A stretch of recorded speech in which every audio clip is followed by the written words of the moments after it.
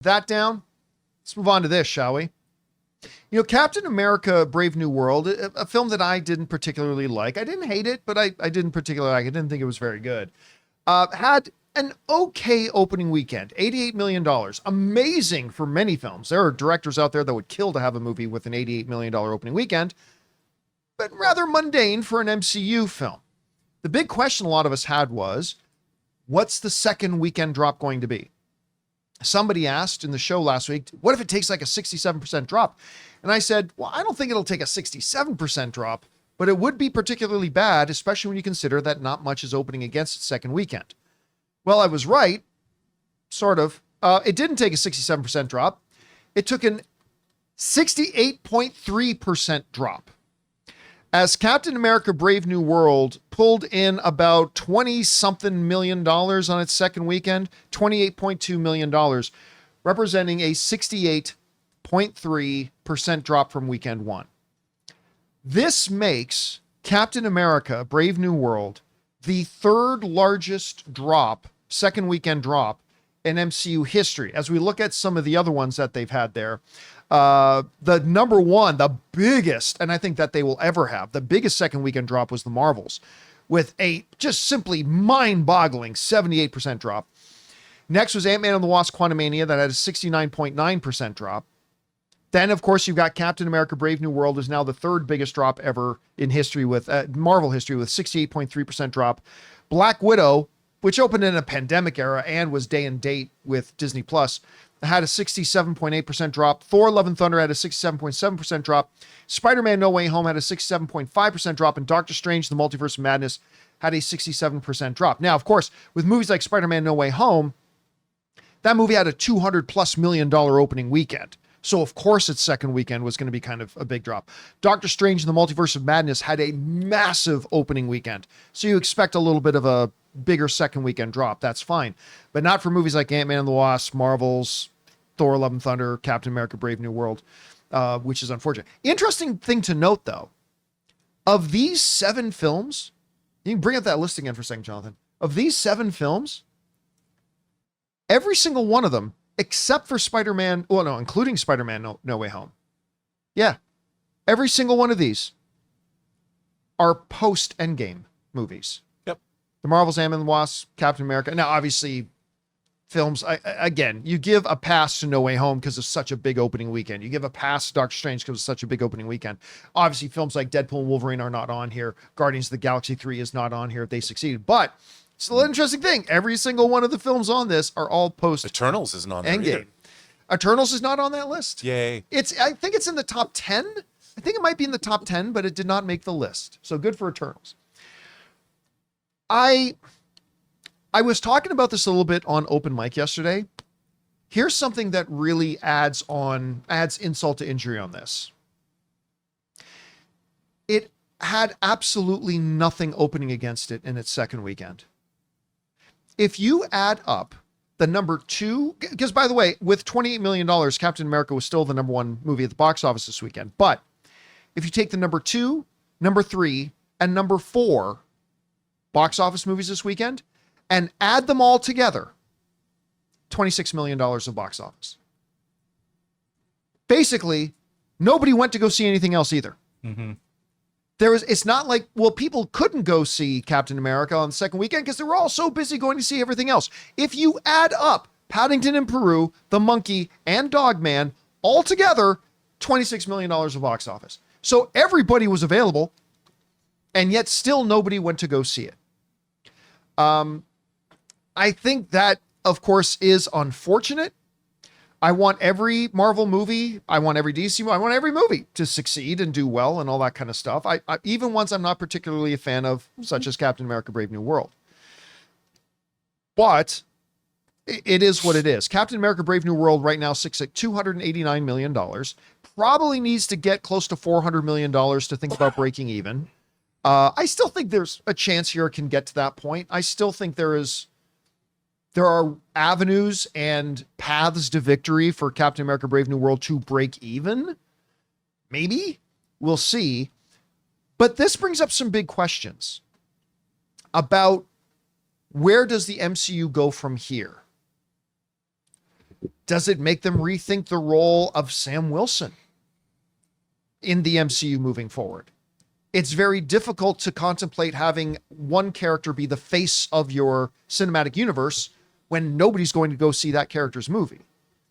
Then again, I don't know that the Marvel Cinematic Universe has many other viable options at this point. Now, what I said on open mic this weekend was that this is horrible for them, but I do not think all is lost for the Marvel Cinematic Universe. The Marvel Cinematic Universe has been on a very positive roll lately.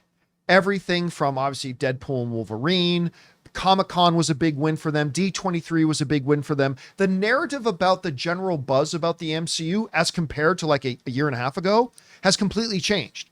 Whereas a year and a half ago, everybody was feeling more negative about the MCU. Prior to Captain America, Brave New World coming out, definitely on the uptick. So Captain America, Brave New World hits. I think it's a bit of a road bump, yes, but I don't think it's much more than that because fortunately for Marvel, we now got coming up Daredevil, Thunderbolts, which I think is going to be awesome, and Fantastic Four, which I also think is going to be awesome.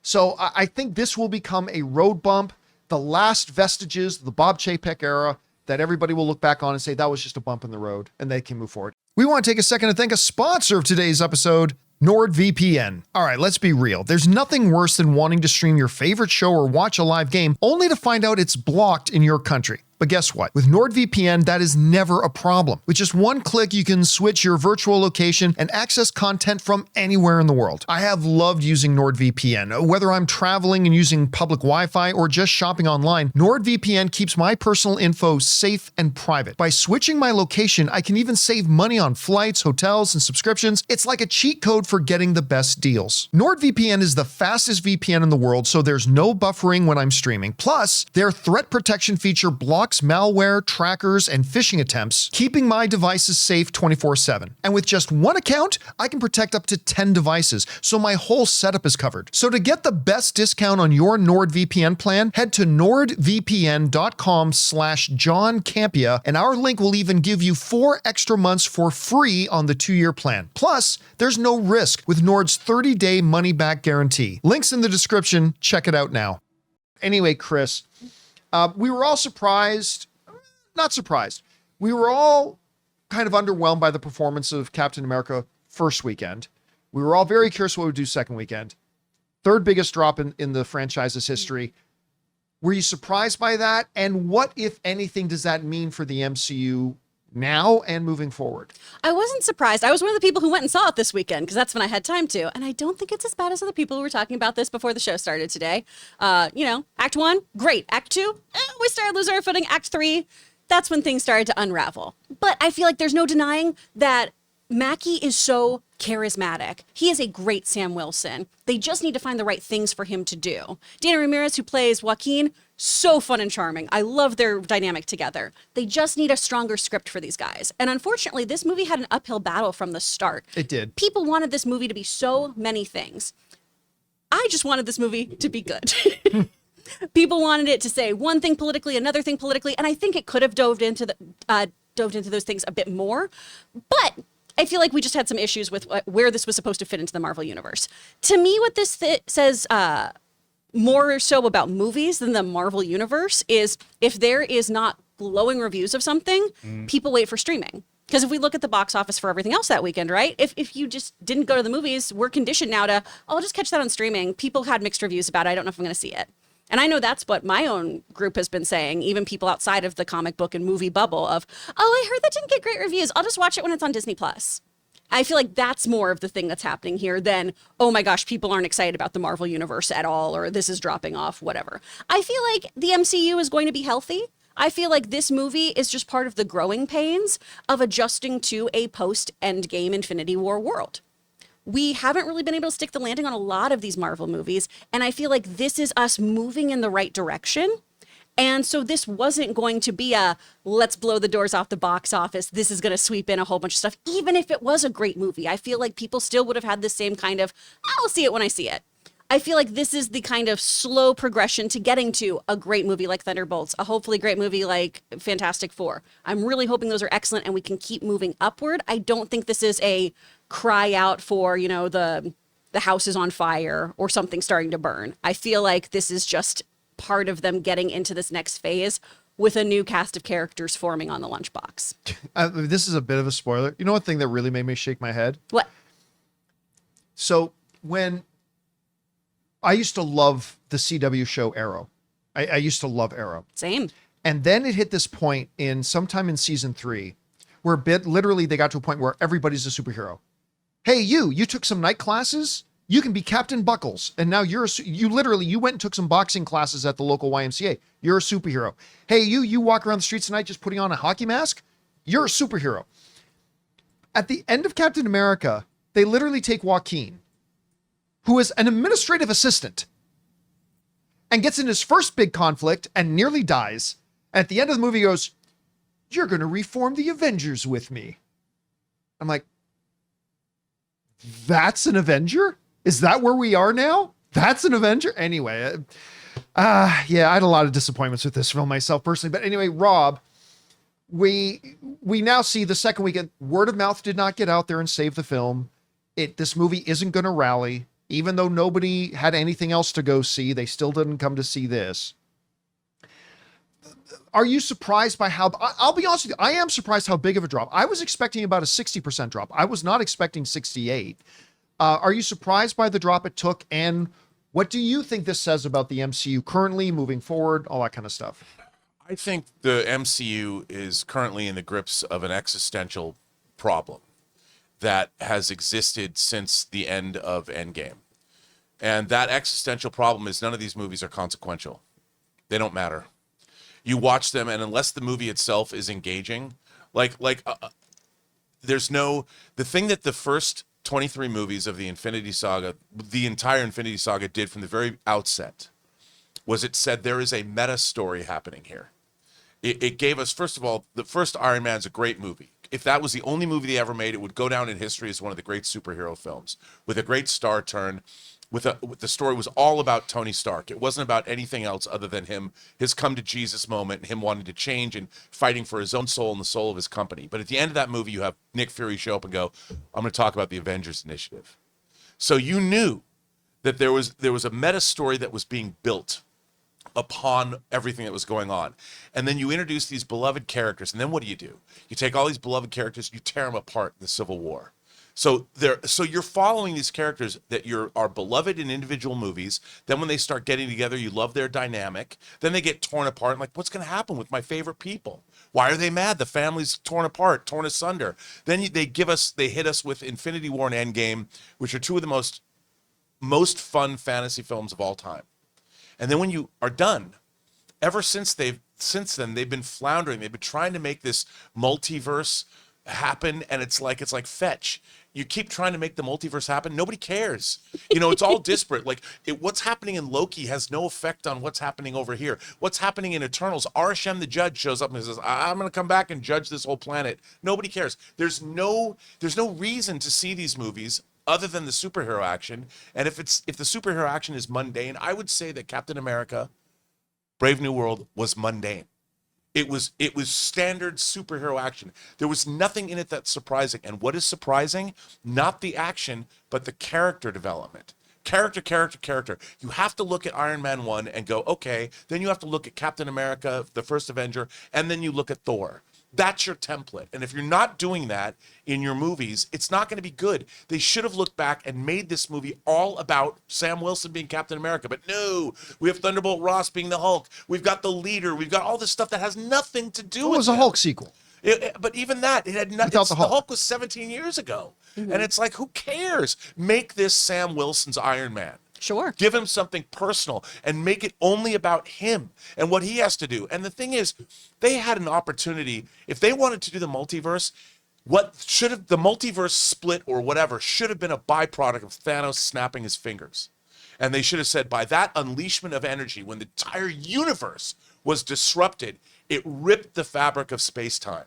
So you had everything is building upon something else. And they didn't do that. They gave us Black Widow. I mean, after that, who cares? She was dead, even though I like Black Widow. And I love Yelena. Florence Pugh can do no wrong. But my God, man, they have botched this every single time. And I just, am I excited about Thunderbolts? Yeah. But you know what it's going to be? It's going to be a mundane superhero movie. They're going to introduce the Sentry as a threat. Who's the Sentry? We don't know. He's never been here before. We're going to meet him for the first time. Who cares? I want to know what's going to happen leading up to Doomsday. What's going to happen with the multiverse? You and I have always disagreed on this. Because you can have a Marvel Cinematic Universe that puts in all these connective tissues to the other things and still be a bad movie. I think if you make the movie in and of itself a good movie. Yes. Like Deadpool and Wolverine, like you've pointed out many times, it's a very isolated movie, right? Like it's really an in and of itself movie. And it's remarkable, and it enjoyed incredible success despite the fact that it's not building up. I don't think Thunderbolts needs to build up to Doomsday. You can build it up to Doomsday. No, I'm saying every movie should be like Iron Man 1. I don't think it has to build up and have connective tissue. But what part of what made the MCU good is that connective tissue led someplace. And it led someplace in addition to having all these great individual movies that were about characters. Yeah. And that's what you should do. This movie was about 10 different things. Well, I mean, that was my problem with this movie. It wasn't so much about where it did and did not lead. It was just, what I said in when I did my out of the theater reaction, I said, it's not just that it's not a good comic book movie. It's not a good movie. No. From all these, the fundamentals of making a good movie. And let me ask both of you guys this. If, and this is a big if, I think we all assume that Chadwick Boseman was probably on the roadmap to be the next face of the MCU, and T'Challa probably the next leader of the Avengers. Yeah. Obviously, with the tragic passing of Chadwick Boseman, maybe they pivot. If, and that's a big if, nobody anywhere has ever said Sam Wilson's going to be the leader of the Avengers moving forward. But if that was on their plate over at Marvel HQ, that Sam Wilson was going to become the new face of the Avengers, the new leader of the Avengers, do you think the public's lack of interest in this movie would cause them to rethink that? Or do you think they still move forward with that at this point? I don't know, Chris, what do you think? I could see them potentially pivoting. I could see that. They really need to, because this was the issue, is that Sam was relegated to sidekick again in his own movie to the other plot points that they wanted to revisit. Am I glad we brought in the Hulk stuff and tied some of that up? Yes, but I don't know if this was the movie to do that in. And the leader was totally wasted. That was pointless and not satisfying. Can I just say that was the dumbest, brilliant villain we've ever had? Like, he's supposed to be so brilliant, but everything he did was so fundamentally stupid. Yeah, I didn't love it. I didn't love And it the had use nothing of to him. do with Sam Wilson. No, and I feel like that's the thing. And maybe they felt like revisiting do I have the right to be Cap felt redundant from Falcon and Winter Soldier. Should I take the serum? We've already covered that before. But then you can explore how Sam now has taken ownership of, I deserve to be here.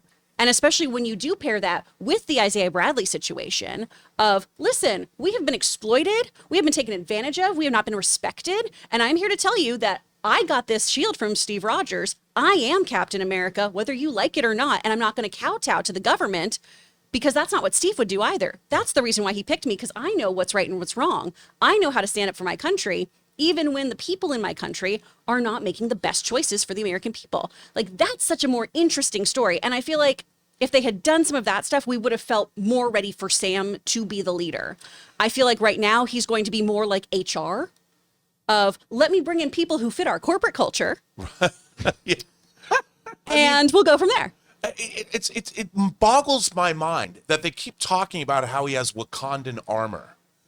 Why weren't Wakanda we have France, Japan, and India in this Because movie? they're an isolationist nation. But why, if you had a celestial coming out of the ocean, why wasn't Atlantis all over this Talocan? place? Yeah. Why weren't they there? Why wasn't Wakanda there?